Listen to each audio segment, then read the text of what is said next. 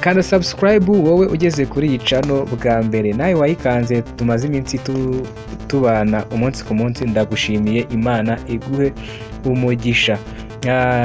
Ni Claude nk'ibisanzwe, mbazaniye documentaire kuri filime yitwa Black Panther, nka filime yakunzwe cyane. Black Panther rero ni imwe muri filime zagaragaje Afurika mu ruhando mpuzamahanga. Zimwe muri filime rero zikomeye zagaragaje umugabane wa Afurika ku rwego mpuzamahanga zirimo Black Panther ndetse n'izindi zatumye uyu mugabane ugaragara mu buryo bushya mu bijyanye na sinema. Wowe rero uhageze nonaha kuri iyi channel yacu, kanda subscribe ubundi tujye tubana umunsi ku munsi, kandi wibuke gukora share wisangize n'abandi bazajya babona ibyiza bacitswe, kandi like zawe nazo ni ingirakamaro, comment uduhe n'ibitekerezo kandi mukajya mumbwira n'icyo nzabakoreraho.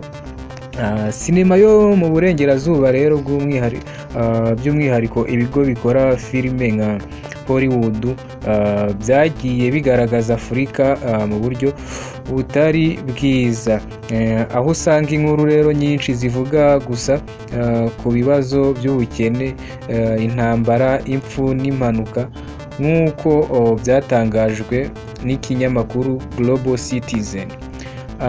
MEE Health mu isesengura ryayo ryitwa Presentation of Africa in the Western News Media, Reinforcing Myth and Stereotype, yavuze ko muri Leta Zunze Ubumwe za Amerika n'Uburayi inkuru imwe gusa ivuga kuri Afurika ikagaragaza Afurika nk'ahantu hateye ubwoba, umwijima, ihohoterwa, inzara, ubukene ndetse n'icyizere gikeya. Mu mwaka rero w'ibihumbi 2023 filime za Afurika ntizari zikunzwe kugaragara mu marushanwa y'ibihembo mpuzamahanga nka Oscars.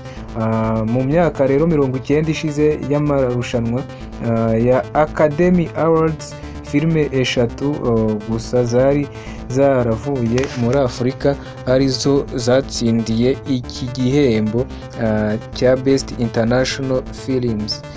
Nk'uko rero byatangajwe na OK Africa, raporo y'ishami rya UNESCO yo muri 2021 yerekanye ko inganda za filime n'amashusho muri Afurika zishobora kugira agaciro ka miliyari 20 z'amadolari, ndetse zigatanga imirimo miliyoni 20. Ibi rero bitangazamakuru nka Netflix na Disney Plus bimaze imyaka mike bishora imari mu banyamwuga bo muri Afurika ndetse no mu bikorwa byaho, binyuze rero mu gusohora imishinga ya filime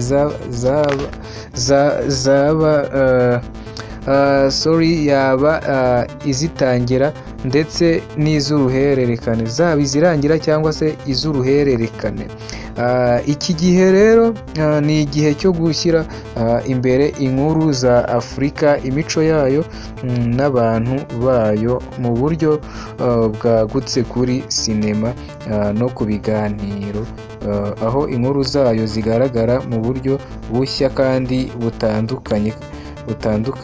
Kandi abahanga ba Afurika bakomoka mu bikorwa bya filime n'ibindi bikorwa bigenda bigaragaza umuco n'ubuzima bwo muri Afurika. Dore rero filime zerekana neza Afurika mu buryo bwagutse nk'umugabane wazanye impinduka muri sinema. Filime ya mbere cyangwa se filime ya mbere ni filime yitwa Black Panther Wakanda Forever, yasohotse muri 2022.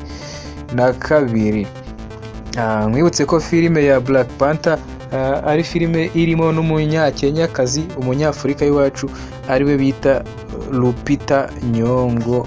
Ku bayirebye ndakeka umuza barebye igice cya mbere cya Black Panther, acteur cyangwa se umukinnyi mukuru wagenderwagaho yari Chadwick Boseman, gusa yaje kwitaba Imana asize uburwayi, aza gusimburwa n'umukobwa wo muri Kenya witwa Lupita Nyong'o. Ni umunyafurika rero wagaragaje umugabane wa Afurika neza. Iyi filime rero bwari ubwa mbere isi ibonye muri Afurika hagaragaye imeze gutya mu mashusho ya Marvel Cinematic Universe.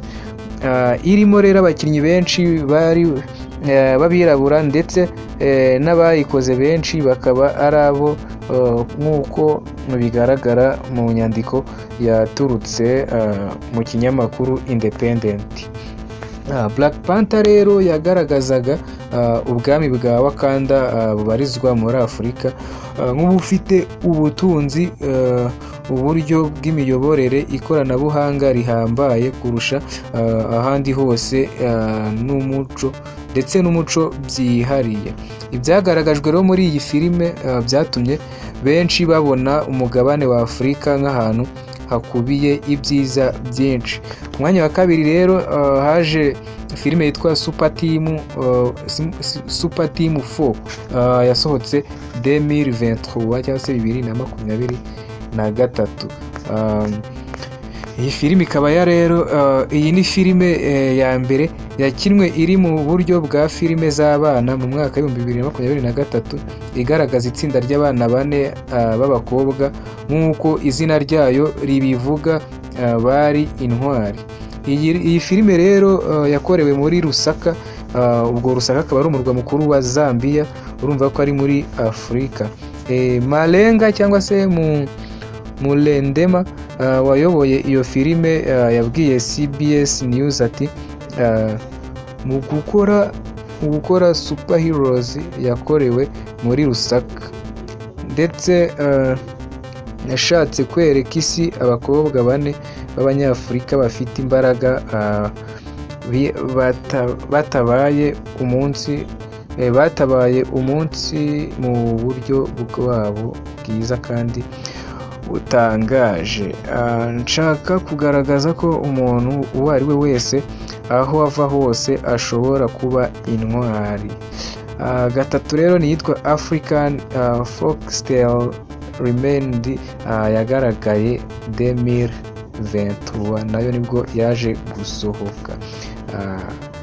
N'izindi nyinshi zigiye zitandukanye muzajya muzibona. We kanda subscribe ubundi tujye tubana umunsi ku munsi. Ndabakunda.